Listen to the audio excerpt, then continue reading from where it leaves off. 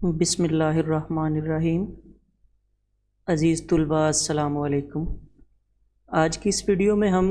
غزل کے اشعار کی تشریح کو زیر بحث لائیں گے اور دیکھیں گے کہ غزل کے اشعار کی تشریح کرتے ہوئے کن باتوں کو مد نظر رکھنا ضروری ہے۔ سب سے پہلے بات کرتے ہیں غزل کی۔ غزل سے مراد کیا ہے؟ دیکھیں، غزل کی مختلف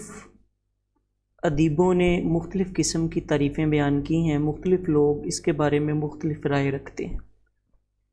بنیادی طور پہ غزل کا لفظ غزال سے ہے اور غزال کہتے ہیں فارسی زبان میں ہرن کو، اور ہرن جو ہے اس کے اندر دو خصوصیات پائی جاتی ہیں، ایک نسوانیت اور دوسرا خوبصورتی۔ اسی وجہ سے غزل کی تعریف کرتے ہوئے بعض مفکرین نے یہ کہا کہ غزل سے مراد عورتوں سے گفتگو کرنا یا عورتوں کے بارے میں گفتگو کرنا ہے، اور بعض مفکرین نے کہا کہ غزل کیونکہ غزال سے ہے تو اس سے مراد ہرن کے گلے سے یا شکار کے وقت جو ہے اس کے حلق سے نکلتی ہوئی جو درد سے بھری ہوئی چیخ یا آواز ہے اس کو غزل کہا جاتا ہے۔ تو اسی تناسب سے بعض جو ہے وہ حضرات کے نزدیک غزل کا موضوع بھی یا تو غم اور تکلیف کا اظہار ہے یا خوبصورتی اور نسوانیت کے بارے میں گفتگو کرنا۔ لیکن اگر ہم آج کے جو ہے وہ ادوار میں غزل کی تعریف کو دیکھتے ہیں تو آج کی غزل کئی عنوانات کو اپنے اندر سمیٹے ہوئے ہے۔ آج کی غزل کے اندر تصوف بھی ہے، آج کی غزل کے اندر جو ہے وہ عشق مجازی اور عشق حقیقی دونوں رنگ نظر آتے ہیں۔ آج کی غزل جو ہے وہ مختلف قسم کے موضوعات کو اپنا حصہ جو ہے وہ بنائے ہوئے ہے۔ اگر ہم آج کے دور کے حوالے سے غزل کی تعریف دیکھیں تو ہم یہ کہہ سکتے ہیں کہ غزل خارجی اور داخلی کیفیات کے اظہار کا نام ہے۔ ایک انسان جو بہت سے جذبات اور احساسات رکھتا ہے، ان احساسات اور جذبات کے اظہار کے لیے وہ جس انداز میں بھی جو ہے وہ اشعار کا سہارا لیتا ہے، وہ اس کے قرب و جوار کے حالات بھی ہو سکتے ہیں اور اس کی اپنی قلبی کیفیات بھی ہو سکتی ہیں۔ اس کو جب وہ اشعار کی صورت میں جو ہے وہ موضوع بناتا ہے اور اس کے اوپر جو ہے وہ اشعار لکھتا ہے تو اس کو ہم غزل کہتے ہیں۔ تو اس تناسب سے غزل کے کئی موضوعات ہو سکتے ہیں، جس طرح انسان کے جذبات یا اس کے احساسات کے کئی پہلو ہیں، یعنی وہ غصے کی کیفیت بھی ہو سکتی ہے، وہ غم کی کیفیت بھی ہو سکتی ہے،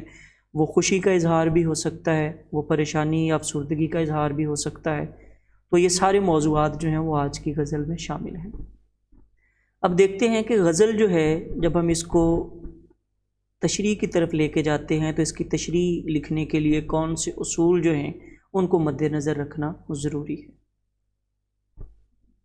تو اشعار کی تشریح لکھنے کا طریقہ کار جو ہے اس کی طرف بڑھتے ہیں۔ سب سے پہلے غزل کے اشعار جو ہیں اس کی تشریح ایک شعر کی 1 سے 1.5 صفحے کے قریب ہونی چاہیے، 2 صفحات تک زیادہ سے زیادہ آپ اس کو لے جا سکتے ہیں۔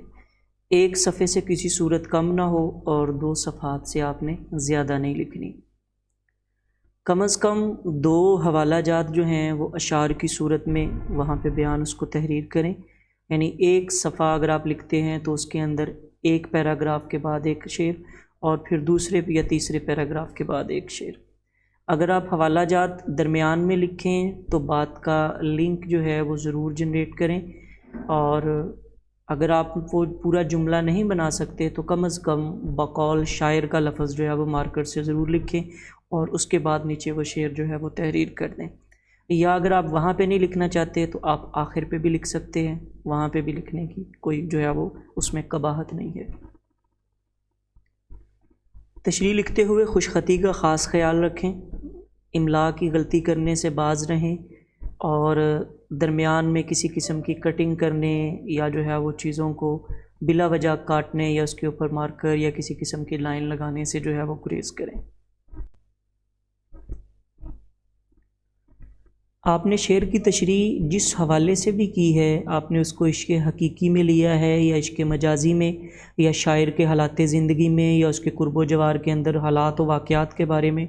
تو اسی سے جڑے رہیں اور اسی کو جو ہے وہ زیر بحث رکھیں، اسی کے حوالے سے تمام دلائل جو ہے وہ پیش کریں۔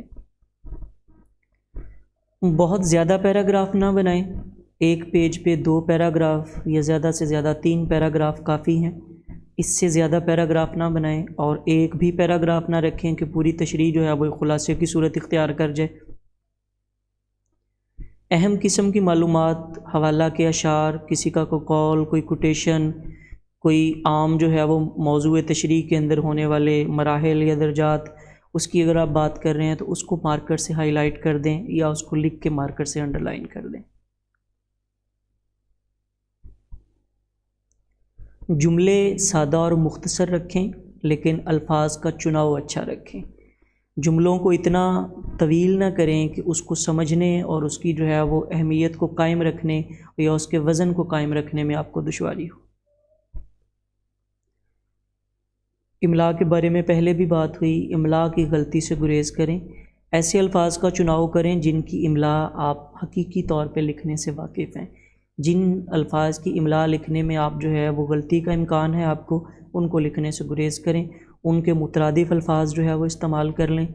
کوشش کریں کوئی ایک لفظ یا ایک جملہ جو ہے وہ بار بار تحریر میں نہ آئے، الفاظ کے مترادف کے ساتھ جو ہے وہ تشریح کو بیان کریں۔ کوئی جملہ یا کوئی لفظ یا کوئی پیراگراف بار بار دہرانے سے گریز کریں۔ مثال کے طور پر بعض لوگ جو ہے وہ نئے جملے کو لفظ اور سے شروع کرتے ہیں، یا اس کے بعد سے، یا اس کے علاوہ، یا پھر سے، تو ان جملوں کو پوری تحریر میں بار بار نہ دہرائیں، اس سے آپ کی عبارت کا حسن جو ہے وہ متاثر ہوتا ہے۔ اب آتے ہیں اشعار کی تشریح لکھنے کا طریقہ کار کیا ہے۔ غزل کی تشریح، کیونکہ غزل کی خاصیت یہ ہے کہ غزل ہمیشہ ایک سے زیادہ موضوعات کو زیر بحث لاتی ہے، اور اس کے اندر ہر شعر جو ہے وہ مختلف موضوعات کو زیر بحث لاتا ہے، تو اس لیے ہر شعر کی تشریح بھی مختلف کی جائے گی، ہم اس کی تشریح جو ہے وہ اکٹھی نہیں کر سکتے۔ تو سب سے پہلے آپ اوپر جو ہے وہ شعر لکھیں گے، اس کے بعد پھر شاعر کا نام جس کا وہ شعر بیان کردہ ہے، اس کے بعد پھر شاعر کے نام کے بعد جو ہے وہ اس کا مفہوم، اور مفہوم کے بعد پھر آپ اس کی تشریح لکھیں گے، اور تشریح وہی جو پہلے بات ہوئی 1.5 سے 2 صفحات تک یا زیادہ سے زیادہ 2 صفحات تک آپ کلاس ناہم میں لکھ سکتے ہیں، اور اگر آپ اگلے درجے میں انٹرمیڈیٹ میں ہیں تو آپ 2.5 سے 3 صفحات تک لکھ سکتے ہیں۔